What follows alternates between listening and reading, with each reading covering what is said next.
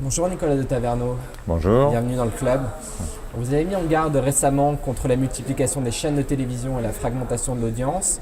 Vous dites on s'est lancé dans la création de chaînes comme s'il en pleuvait et pourtant vous lancez une troisième chaîne de la TNT, Sister cette année.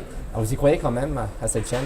Oui, on y croit. Si vous voulez. Ce que nous avons dit, c'est qu'effectivement, en France, on va avoir 25 chaînes de télévision gratuites dans un marché qui ne grandit pas. La télévision publique a des difficultés de financement. Donc on risque d'émietter un peu la création. Simplement, nous avions besoin d'avoir au minimum 3 chaînes de chaînes TNT gratuites parce que nos compétiteurs en ont plus que nous. Et donc c'est pour ça qu'on a été candidat et qu'on va lancer Sister le 12 décembre. Si c'était à refaire, est-ce que vous dites finalement on aurait dû garder 6 grandes chaînes?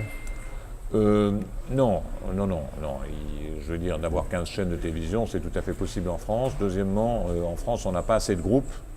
De télévision, il y a trop de fragmentation, il y a plein de petits groupes et la France n'est pas assez importante pour se disperser. Il aurait fallu qu'il y ait 3 groupes privés de télévision et un groupe public et puis que la diversité des chaînes se fasse autour de ces groupes. Bon, ça aurait été une meilleure organisation. Voilà. Maintenant, les regroupements vont progressivement, ce que nous avions dit au départ, et on voit bien que c'est en train de se réaliser, puisque les regroupements avec les ventes de D8, de D-Star, avec les ventes de TMC, etc., autour de TF1, les regroupements sont en train de s'opérer. Alors la critique a été très positive pour la dernière création originale de Canal+, Les Revenants. Braco a même été primé d'un Emmy Award. Est-ce que c'est un terrain, la création originale de qualité, les grandes séries françaises sur lequel M6 pourrait aller? Oui, alors nous avons fait des choix un peu différents. Nous allons plutôt vers des programmes courts d'humour comme Kaamelott, Caméra Café, Scène de ménage aujourd'hui, En famille demain. Et donc chacun un peu sa spécialité. Les fictions lourdes nécessitent d'être financées par la télévision payante. Et nous n'avons pas de télévision payante. C'est pour ça que nous nous spécialisons plutôt dans les fictions d'humour. TF1, par exemple, a mis beaucoup de moyens sur No Limites, quelques produits. Voilà, qui est plutôt d'ailleurs une bonne série. Nous allons faire Le Transporteur, là, qui arrive bientôt, qui est une série de Besson, qui est une coproduction internationale. Donc chacun fait un peu sa spécialité. Un programme de TF1 que vous aimez? Il y en a un? Oh, si je cherche, je vais en trouver. Non, il y a des programmes. Il m'arrive de regarder l'info sur TF1 et il m'arrive de regarder des magazines d'info sur TF1. Et un programme de D8 que vous aimez? Écoutez, ça, je regarde moins. Plus compliqué. Je regarde moins D8, je dois être un des rares à avoir regardé. Comment ça s'appelait, Le Grand 8 Ouais, de Madame avec Bachelot. Laurence Ferrari. Voilà. Mais je dois dire que j'ai plus beaucoup de temps. Un programme sur M6 ou W9 que personnellement vous n'aimez pas? Oh ben, il y en a beaucoup. Il y en a beaucoup, mais je ne vais pas les citer parce que ça serait désagréable pour ceux qui les produisent. Et puis, comme dit l'autre, ils ne sont pas forcément faits pour moi et je ne suis pas dans la cible. Donc, je préfère vous citer ceux que j'aime. Alors le programme que vous êtes le plus fier d'avoir lancé? Or, incontestablement, c'était capital quand on l'a lancé, puisque avec Emmanuel Chin, c'était une création originale. Emmanuel en avait eu l'idée. J'ai fait prendre le risque de le mettre à 20h50. Et puis, il y a un programme auquel je suis très attaché, parce que c'est un jeune stagiaire qui était venu me le proposer il y a maintenant 25 ans. Je lui avais financé le pilote. Le pilote était tellement bien qu'on l'a mis à l'antenne, et depuis, il ne s'est jamais arrêté, qui est le programme de E égale M6 par Mac Lesguy, qui est son nom de scène.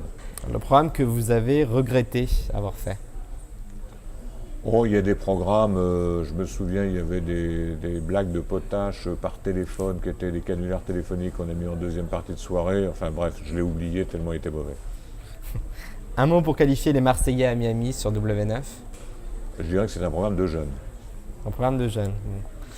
Alors il n'y a plus de télécrochet sur M6 depuis la fin de X Factor, mais dans le même temps, la Star Academy et Nouvelle Star reviennent respectivement sur Énergie 12 et sur D8 avant le retour de The Voice sur TF1. Est-ce qu'il y aura des morts?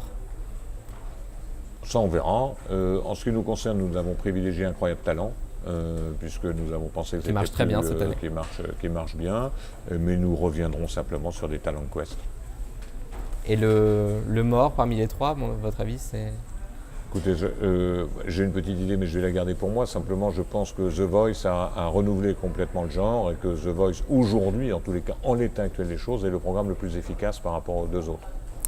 Vous êtes aussi propriétaire des Girondins de Bordeaux. Alors cette année, vous leur dites que l'objectif c'est la Ligue 1 ou c'est la Ligue Europa? On rappelle que la Ligue Europa c'est sur M6 et W9. Vous savez, on peut parfois faire deux choses en même temps. Il y a un effectif pour ça. On aimerait faire un parcours en Ligue Europa. On s'est battu pour être européen, on l'a été la dernière journée, donc c'est pas la peine de gâcher son plaisir. Ça, c'est la première chose. Et évidemment, pour l'année prochaine, il faut qu'on ait un bon classement en Ligue 1. Donc les deux. À quoi vous rêviez quand vous étiez étudiant à Bordeaux? Quand j'étais étudiant à Bordeaux, je rêvais beaucoup de presse, parce que j'aimais beaucoup les gens de Sud-Ouest, enfin je m'intéressais beaucoup à la presse et au journalisme. Des conseils à donner à un étudiant qui voudrait devenir patron de chaîne, qui voudrait devenir, je sais pas, D'abord, je Nicolas pense de que Taverneau? c'est pas une carrière qui est programmée. Donc on ne se dit pas on va devenir patron de chaîne.